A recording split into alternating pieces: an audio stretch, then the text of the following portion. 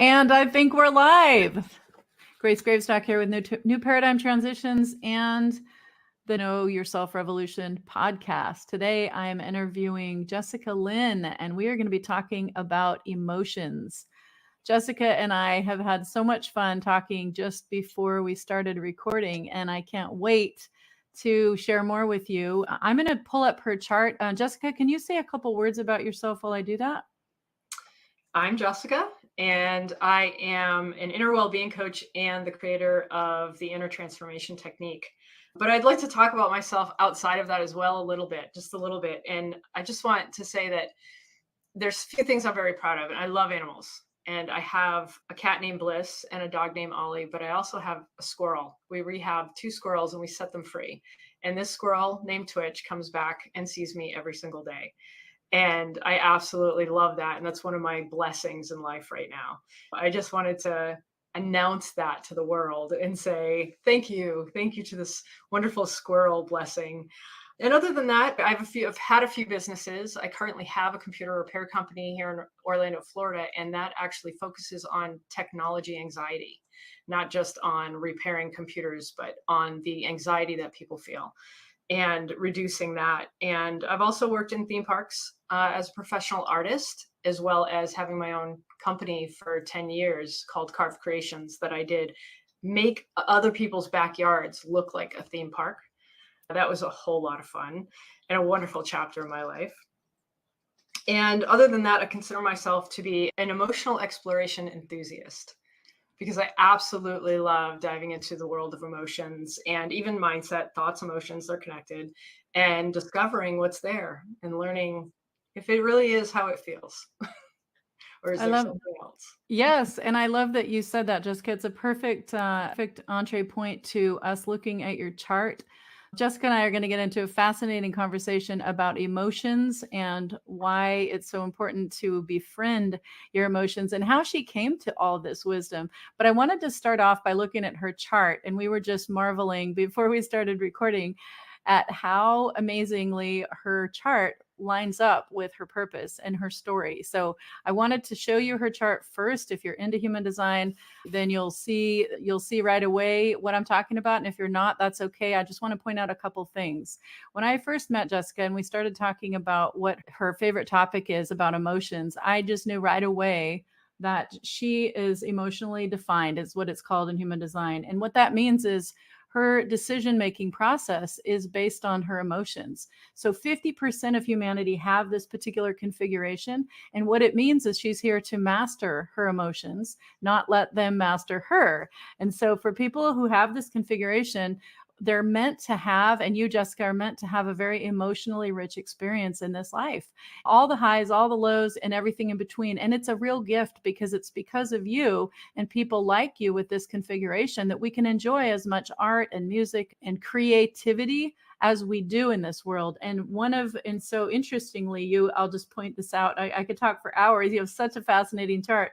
But you've got 3 out of 4 motors, by the way. And so the one we're talking about here that's yellow on this chart is called your emotional solar plexus. And it means that you're here to make decisions based on your emotions and to get clarity over time. So you see on this chart, it says, it says decision-making strategy, respond, then wait for clarity. So what that means is Jessica is going to want to wait to know if she needs to make a decision on something. She's not here to be spontaneous. She is not here to make a quick decision. She needs to sleep on it for the best results. And so I'm saying all this because I know that what she's going to talk about is her emotions and how perfectly aligned her chart is. So my big message to you today, if you get nothing else out of this, is you are perfectly designed to be and do exactly what you came here to be and do. You're not broken at all. There's nothing about you that's broken. There's nothing out of order at all, no matter what anyone has ever told you. And I'm showing you Jessica's chart because it's going to inform what she's going to talk about. And I'm going to tell you one other thing. So the first thing is the fact that she's here to master her emotions is no surprise to me. And that's what we're going to talk the most about in just a minute. But I wanted to point one other thing out, which is her grand purpose. In human design, that's also called your incarnation cross. So I was sharing with her before, and I'm sharing it out of Karen Curry Parker's Encyclopedia of Human Design, Her purpose in life is to lead, teach, and inspire others to pursue their dreams and hopes, to share new possibilities and potentials that enable others to release limiting patterns and habits that keep people from dreaming large and allowing the full potential and expression of their abundance, to provoke and challenge limitations that keep people from fulfilling their dreams, to help others explore their limitations, and through practice and repetition, we'll get to that in a minute, break free from old patterns and habits that keep people from fulfilling the full potential of their dreams. So I just had to share that because I thought it's so fascinating, and we could talk for a lot longer, but I don't want to take away from Jessica's time to share with you her key message. But thank you so much for being on the show today, Jessica. I'm super excited to hear what you have to share with us. You have a fascinating story about how you came to appreciate emotions. And gosh, there's a lot in your story that I want you to share. So I'm going to just let you jump right in. And we've called this how and why to befriend your emotions. So in that frame, if you could tell us a little bit about your personal transformation story and how you came to become an expert on this, even though you obviously have so many other talents and a professional background that's pretty impressive, especially the Disney Imagineer thing. I think that we could probably talk for a long time on that too. But let's get to the emotions, because that's even better. So tell us about the challenges that you overcame to get us to where we are today with your mastery of emotions. I'll start at the beginning when I was very young, but I will mention that all of the other endeavors that I mentioned, all of the businesses and the art career and all of that stuff also played an enormous role in me getting to where I am today and offering this to the world. But my biggest challenge, I think, when was as a very young person, as long as I can remember, I woke up with a very intense, heavy feeling of dread. And as a young person, I didn't even have the verbal language to explain what I was feeling. So I didn't reach out for help. No one knew that I woke up that way every day. And for a very long time, I actually thought that's how everybody woke up every day. And then eventually, when I could verbalize it, I finally had some discussions with some people, and I got empathy, I got compassion, but nobody really knew how to help me growing up. Everybody just said we all have different circumstances and we just deal with it. So on my journey, I also because I was very shy, that dread feeling woke me up, started off my day with fear. And then I would walk with my head down. I was scared of everything. And people labeled that shy. But to me, I was scared. And I wanted to be known. I'm scared. I'm not shy. I want to talk to people. I want to make friends, but I'm shy. So that didn't change. I didn't know what to do with that either. So I ended up being bullied a lot and quite intensely. And that went on for a long time. But then in 10th grade, it got to an extreme. And that was I walked into school one day and the halls parted. The kids just parted and they let me walk down the hall by myself. And apparently someone had spread a rumor that I was gay. And so as I'm walking down the hall, people were calling me these names of things I'd never even heard before. And I, at first, because I didn't really know what these names were, what they meant, I didn't know what was happening. And so it was a very traumatizing type of situation. And to make things worse, when my mother finally did tell the principal about it, he actually announced it over the intercom. And that was his solution to say, stop the bullying. And it really made the situation worse. And it got so bad that I actually had to move from a small town into a city, which also absolutely terrified me. And to be completely honest, I don't know if I came up with this idea on my own or if I spoke with someone and they gave me the idea, but they pointed out to me that the people in the new school have no idea who I am. They don't know how I act. They don't have any expectations of me. So I took the time with that to decide, who do I want to become? What do I want them to see about me? And I made a decision that, to the best of my ability, even though I was absolutely terrified, I would go into this new school and I would lift my head up. I would not walk with my head down anymore. And I would look people in the eyes. I would learn their name and I would say, hi, how are you? Whatever your name is. And I would do that. And that actually made a huge difference in the next 2.5 years of school. And I also challenged myself by running for homeroom rep, which I lost by two against someone that had been homeroom rep every single time that anyone ran. And so that gave me an extra little lift as well. And then in that same time frame, I ended up with psychology on my schedule at school. And what I learned in psychology was exactly what I had just done, and the psychology behind what I had just done, and uplifting myself and making that change for myself. But there was a point where I was like thinking to myself, is this it? Is life meant to be waking up with dread every day and feeling scared all the time and just having these heavy emotions that you're struggling with? And it's almost to the point where I got to the point where I was, one part of me was telling me things about myself, and the other part of me was saying, no, I'm not those things. I'm better than that. I'm more than that. And so I had to find out. It got to the point where this confusion about life, or this hope that there was more, but not knowing how to get to it and not really even knowing if I could, like a blossom that's tight in the bud, I finally had to know. I just had to open up and I had to know. And so I didn't have the ability to control anyone else to discover how humans work and how you could possibly find something better for yourself. The only one I could control was me. So I literally made myself my favorite subject.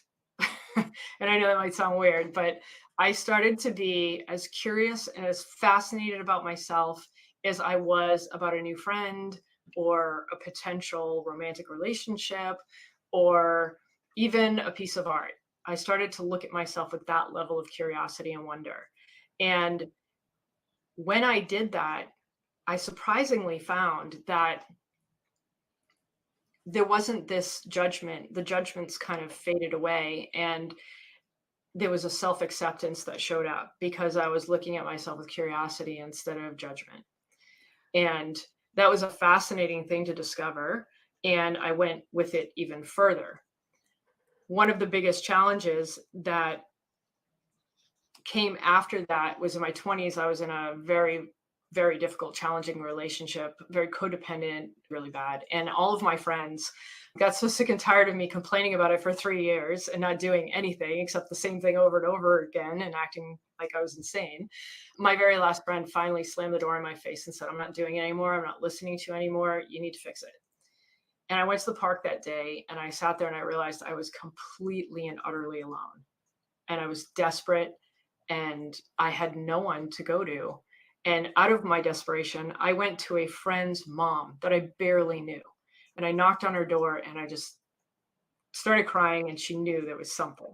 So she let me in. It was a wonderful time. She introduced me to all these amazing fruits that I'd never tried before. I'm from New England. So here I am in Orlando, and now there's star fruit and mango and papaya. And she gave me like 2 or 3 different herbal teas she had brewed that I had never tried before. And she was opening me up just from these experiences. And we sat and talked, and she asked me a bunch of questions. And she never gave me any advice. But at the end, she pushed me towards the door and she handed me a book. And the book was Creative Visualization by Shakti Gawan. And she said, if you're really serious about seeing something different in your life, here you go. And she just handed me the book, and that was it. She pushed me out the door completely alone with a book. And so I had nothing else except this book. So it was like, what have I got to lose? So I jumped into this book, and it really opened me up to the idea that there are things going on inside of me and in the invisible in this world that allow me to become responsible for my inner world and my outer world. And so I dove into that, and I tried some of the exercises. Good things happened. And because it was so intriguing, I dove into personal development. I went into shamanism, Taoism, Buddhism, different religions, different authors, A Course in Miracles, energy work, all sorts of things. I eventually found out that I am an empath, and that has a lot to do with the emotional side of things. And I also discovered that when I was younger, And I did hear voices and got very clear insights into things that were going to happen. If something was broken, I knew what was wrong with it at 4 or 5 years old, things I should never have known. During that time frame when my family found out about this, it made them very nervous. And so I shut it down. And now I realize that this is a level of, and even I think it was mentioned in the chart, even there's information coming in from higher dimensions.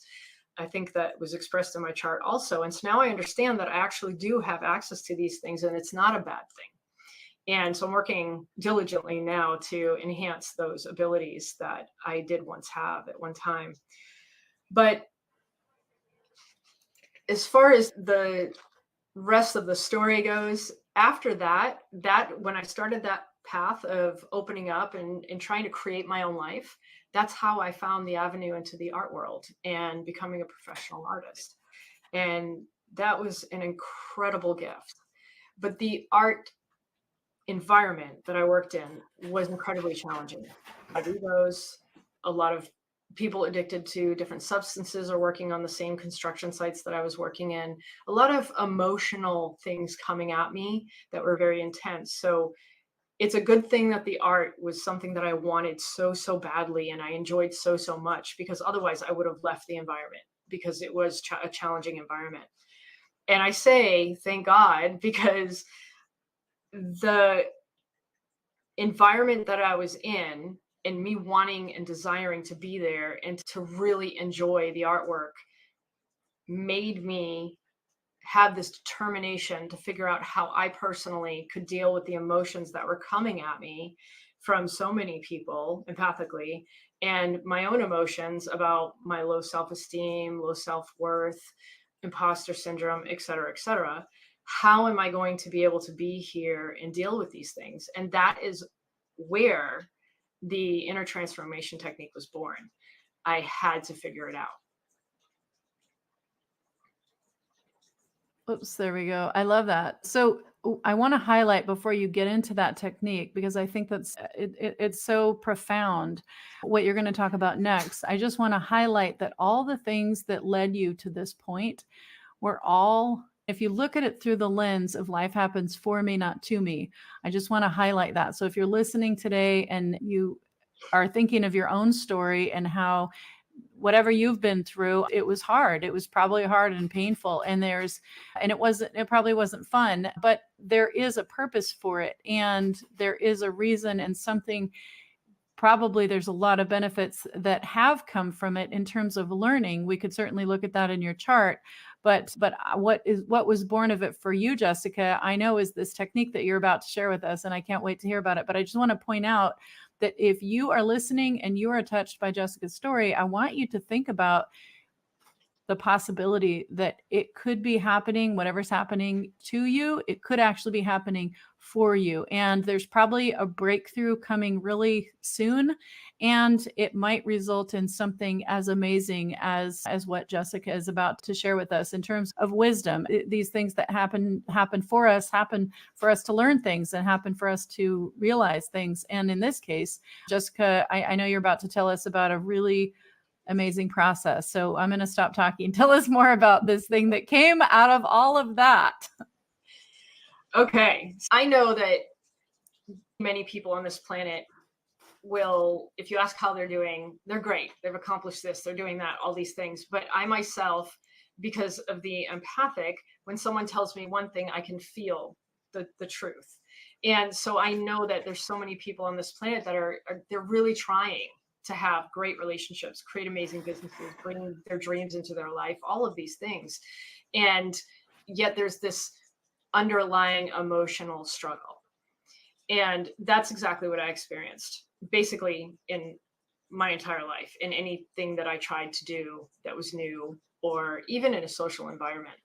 So what I started doing, especially on the sites that I was building art, is I started allowing everything that came at me to come at me. And instead of being like, oh, there's that feeling of I'm not worthy sort of feeling, I would go, welcome. Welcome. Thank you for showing yourself to me. Thank you for all the times that you've shown up to let me know that there's something that I should be worried about or to protect me in some way. And I started also not just doing that, but going, I know you're here to inform me of something, and I just haven't learned your language yet, but I'm trying. And I want to know how to communicate with you. And I want to know what information you have for me. And so I just want to say thank you for your courage for showing up, even though I typically push you away and ignore you. And then I would tell myself, it's okay for me to feel the way that I do. I'm allowed to feel the way that I do. It's okay. And that was the beginning. And that is actually the beginning of the technique. And from there, it goes even deeper because I started spending so much time doing that and so much time with these feelings and these emotions that they started to reveal little bits and pieces of information to me. And I started to figure out that there is power, energy, and wisdom in every single one of them. And all they're doing is they're showing up as resistance because they're saying, hey, when I was 4 or 5 years old, this thing happened. And now I know that's a bad idea, without realizing that I'm now 30, 40, 50, 60, 70 years old, and there's new information. I started to figure out if there was a way that I could communicate with these emotions. And basically, they're all resistance. You can label them all kinds of things, but they're saying, hey, don't go there, don't do that. And they're making it very challenging and difficult for you to enjoy doing something or even doing it for that matter, because we get paralyzed a lot.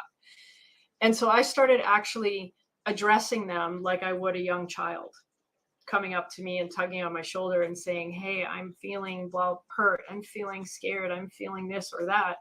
And I started to actually have communication with myself in that way. Now, because of the creative process that I use with art, I learned it opens me up. That creative process opens me up to receiving information that I probably would not otherwise have access to. And so I started, because I was in that environment already, I was already open doing artwork. I just stayed that way with the emotions. And what I learned was different ideas, different techniques, different exercises, different little things to try, just like you would if you were an artist with a new paintbrush or a new tool, or you're trying a new technique someone taught you. You use it the way they taught you until you get another intuitive idea of how you can use it that would work best for you. And so I started to get these little ideas and I started to use them with my imagination as well. But the key was body sensation, emotion, and energy, because a lot of our emotions come up pre-language. And that's a big key to understand. A lot of us try to do only mindset work. That's language. So I hit a plateau. The mindset work wasn't working. So I had to discover a way to communicate with what I was sensing, feeling that didn't have language. So with that, some people can use imagery very easily and some people can't. So some people just use the sensations and some people will actually get images. Some people get smell, hearing, they'll hear things, but through the process, you're basically allowing yourself to open up to the communication of what your body and your energy, emotional body is trying to express to you. And you're noticing what you notice. It's really, it's a challenge and it takes a lot of practice, totally worth it and rewarding. It takes a lot of diligence and practice, but it is simple.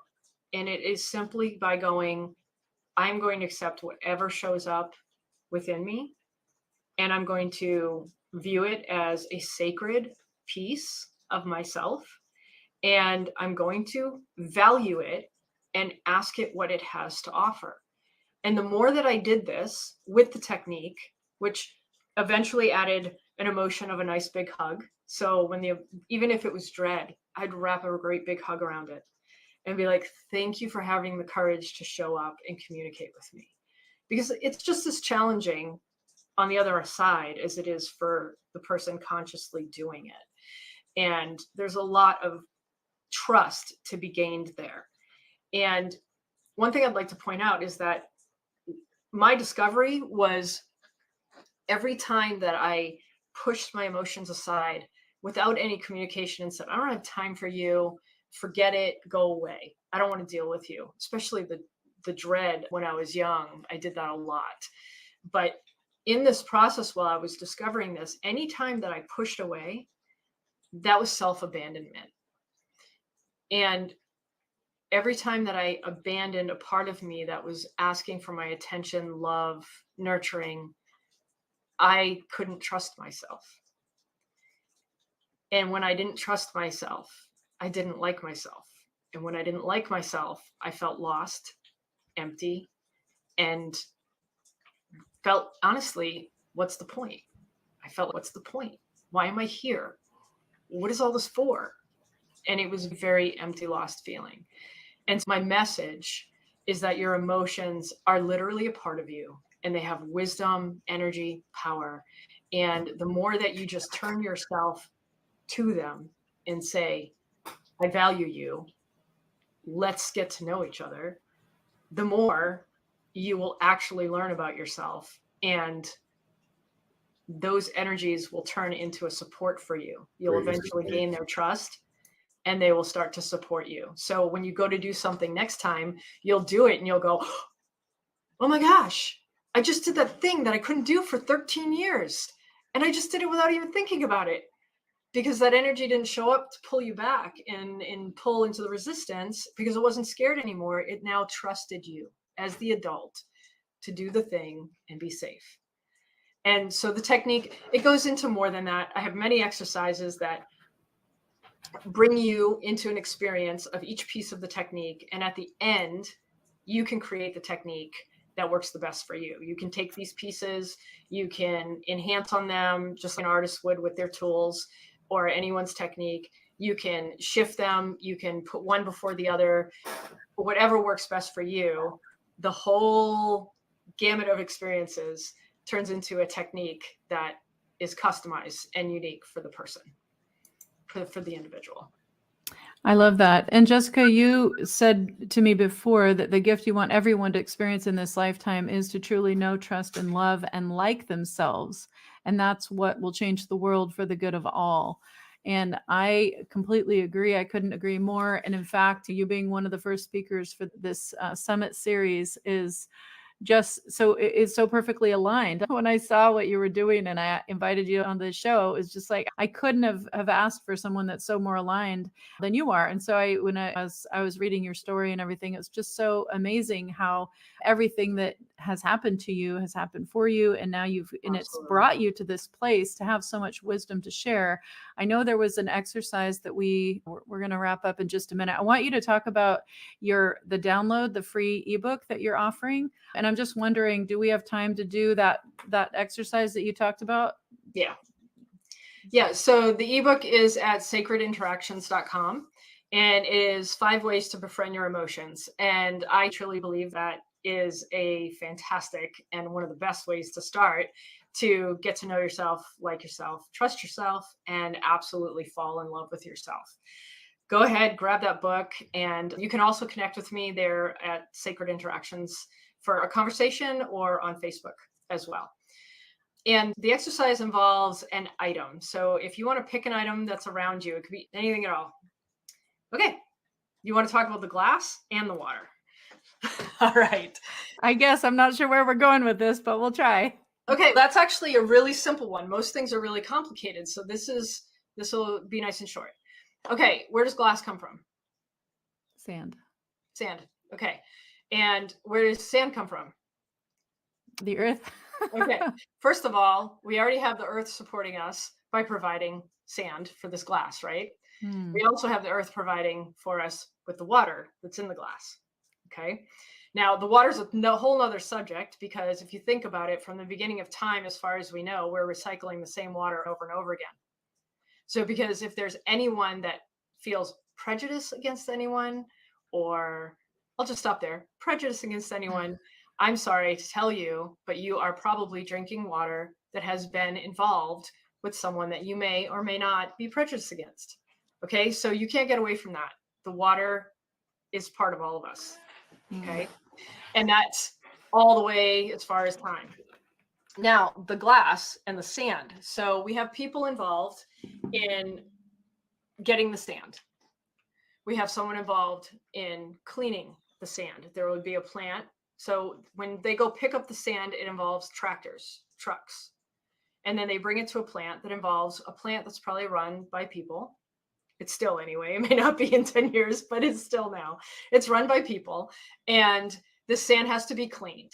And so there's a whole cleaning process. Somebody had to figure that out, first of all. And then it has to be shipped to a place that probably uses fire to melt it down. I don't know the whole process of glass making, but if you think about it just now already. Sorry to interrupt you, Jessica. I just want to make for people that just might have just joined us. I think what you're illustrating is how we're all connected, right? And how we're all fully supported all the time. I'm just not sure if that was clear to start with. So I wanted to make sure everybody can follow what you're doing. Feel free to add in any more, and then, yeah, let's finish that story. I think it's fantastic. So just with what we've mentioned so far, we haven't even made the glass yet. We've only cleaned the sand and melted it. If you think of every tractor that was made that dug up that sand and dumped it in a truck, and you think of every truck, somebody had to make the metal. Somebody had to mine the metal for that. Somebody had to make the rubber. So somebody had to go and get, if we're still getting rubber from rubber trees, they had to go and get the material for that. The nuts, the bolts, the oil also comes from the earth, and we have people that are mining that. We have tires. We have truck drivers. We have the people that manufactured the trucks, the people that created the manufacturing building that build the trucks. Do you see where this is going? I could sit here and go through the whole process of making that one glass, and we're going to go all the way around the world with finding the materials for every single piece of how that glass got to you. And so even we've discussed how life happens for you. Life is happening right now in support of you in a personal manner, in your mind, heart, soul, spirit, all of that. But it's happening physically in the world all the time. And we haven't even gotten to the person that makes the glass. And there's already probably thousands and thousands of people involved in the trucks and the rubber and the metal and the sand, and it goes on and on. So I just want to interrupt you and just say that, so the application for, if somebody's just joining us, is you are fully supported. And this example you can use to prove to yourself that you are fully supported at any given time. And correct me if I'm wrong, but I think this is where you're going with it, Jessica, that we are all fully supported all the time. And everything about our reality can demonstrate to us, if we look, how we are fully supported in being and doing exactly what we're here to be and do. Wouldn't it be amazing to get paid really well to do work that only you can do? I met Dr. Rewire recently, who charges $50,000 a day because he can, because it's work that only he can do. And I want you to start to think about what is the work that you're here to be and do. We're not all here to work the way we've been taught, but we're all here for something special. And I want to show you what that is, what your purpose is as it relates to work, exactly what you're here to be and do based on your energetic blueprint. And you can get it as part of the bonus, the VIP upgrade at knowyourselfrevolution.com. Not only will you get all the replays and you'll be able to catch all the interviews of these amazing entrepreneurs who are leading by example, but you will get your own life purpose map to tell you exactly what you're here to be and do. And we'll share a process for helping you intentionally create it. I can't wait to see you there. Be sure to get it before the price goes up on January 20th when we start the summit. KnowYourselfRevolution.com, VIP upgrade. Is that absolutely? And I want to go one step further, please, yeah, and say that at any point in time that you recognize that all the things around you have come from all around the world, and thousands, possibly millions of people. Just in your home, you could probably reach millions of people with the things that you have. If you go like this, if you truly appreciate these things and you just go, I am so grateful for all of the things here and for the fact that I've been supported by all these people around the world, strangers, people I may never, ever meet. And I just want them all to feel my gratitude and my appreciation in this moment. And just imagine that energy being sent out and just touching the hearts of every single one that has provided you with these things, and say, thank you. I hope you know how much I appreciate what you've done. Someone around the world could suddenly feel fantastic and have no idea why. But it's because you took the time to recognize that you're being supported and to show that appreciation and to share it. I love that. And I just want to highlight to you, if you don't have a gratitude practice, you didn't say that, you didn't know, probably even know this, Jessica, but I have a practice on my website, activateyourlifepurpose.com, which is a 2-step gratitude practice. And so if you've tried that before and you've struggled to find something to be thankful for, maybe you're going through a rough spot in your life, this is a fantastic first step to getting into that frequency of gratitude. And if you've watched my video at activateyourlifepurpose.com, you'll know that what I share is that you have to get into the frequency of gratitude first before you can intentionally create. So I love what you're sharing here, Jessica, because it's so immediately practical and useful for everyone to recognize at any given point in time. Whenever you see a glass of water, I want you to remember, associate with this story, and remember that you are fully supported. And if you really trace it back, you have so much to be grateful for. And the benefit of you expressing that gratitude is not just that it'll put you in a higher state, a higher frequency, a frequency from which you can create. It's a powerful place to be. But Jessica pointed out, the object of your gratitude, the person or the being or whatever, the animal or whatever it is that you're feeling grateful for and towards, they might be able to feel it.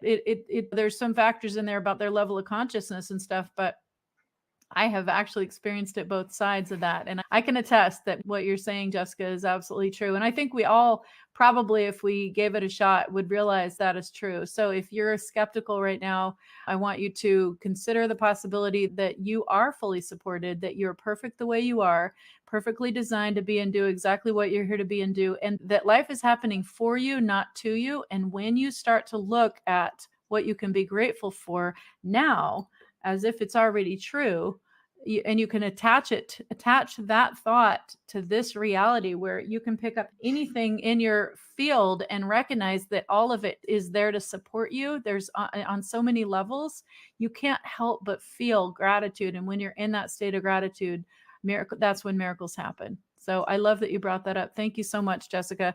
And if you haven't got Jessica's book, I want her ebook.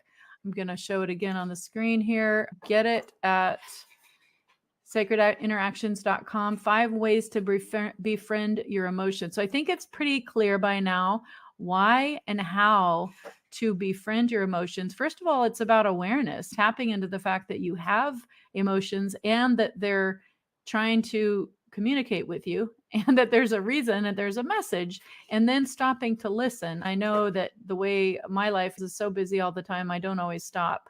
I'm trying, but I do have a daily gratitude practice because that's what I talk about. So having that time every day where I put a timer on and I just am quiet and I just feel grateful for everything that I have, and I put it on paper and write it down, and that gives me the opportunity to articulate it. That is where the power and the magic happens, because that's when you really bring it to awareness, when you have to put pen to paper. And by the way, you don't have to do it. You can verbalize it. You can think it. You can dream it. You can dance it. The important point is to get into that frequency of gratitude. But all of that doesn't start until you bring conscious awareness to it, which is what I think you're saying, Jessica. And I think one of your key messages here, and why and how your emotions can guide you.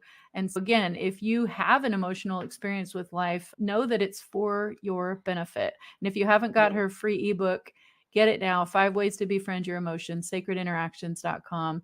And then we'll wrap up and I'll tell you a little bit more about the Know Yourself Revolution. So, Jessica, is there anything that you would want to say to people as a final closing thought? I know that people are drawn to this particular interview, especially who have struggled with their emotions, struggled to understand their emotions. Is there any final words that you would have for them in that journey based on your wisdom? The main thing that I would love people to understand is your emotions are not your enemy. And if you start anywhere, like everything's challenging, start with, it's okay for me to feel the way that I do. They're trying to tell me something and I just don't understand it yet. And it's okay. And give yourself permission to feel. Because many of us being brought up, we're told either don't feel that or quit being a baby or figure it out. Like we get very short statements and then we're left with, what do I do with this intensity of what I'm feeling and experiencing? And so honestly, just give yourself permission to feel it. It's okay that I feel the way that I do. It's a part of me and I want to get to know myself. I want to get to know you. So show me the way.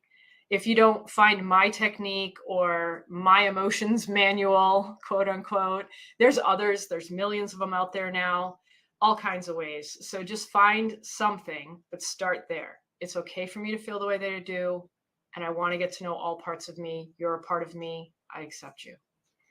I love that. Thank you for sharing that, Jessica. And if somebody did want to work with you, obviously they can reach out to you on Facebook. We have your handle here and your website. Would you want to say a couple words about what you offer? What is the process that you would take somebody through? Do you do it individually? Is it groups? Give us a little overview of what you can offer and maybe who you can help.